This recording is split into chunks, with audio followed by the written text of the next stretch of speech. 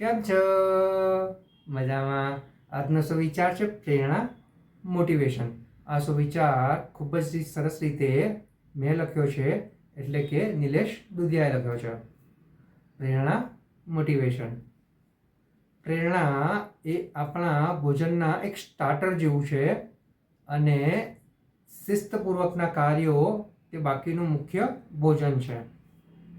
મારા વાલા મિત્રો, વાત ખૂબ જ સરળ છે, ખૂબ જ સીધી છે.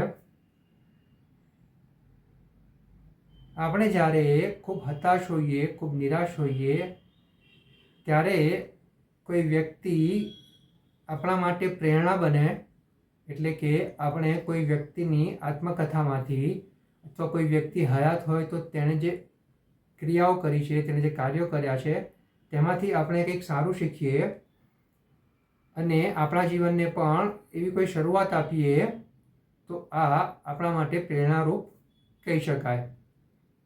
પરંતુ આ જે પ્રેરણા હોય છે, જે મોટિવેશન હોય છે, તે ખૂબ જ શોર્ટ ટર્મનું હોય છે.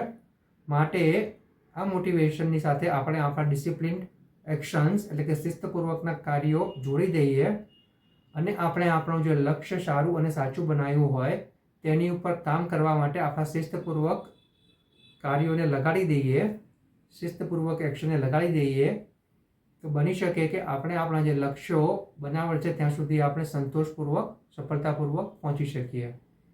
અને આગળ જતાં એવું બની શકે કે જ્યારે આપણને શરૂઆતમાં ફેઝમાં મોટિવેશનની જરૂર હતી, પ્રેરણાની જરૂર હતી, અને કોઈ વ્યક્તિ આપણા માટે પ્રેરણા બની હતી, તેવી જ રીતે આગળ જઈને જ્યારે આપણે કંઈક સફળ બનીએ છીએ, આપણે કંઈક હાંસલ કરીએ છીએ, ત્યારે આપણે પણ અન્ય લોકો માટે મોટિવેશન બની શકીએ છીએ, પ્રેરણા બની શકીએ છીએ.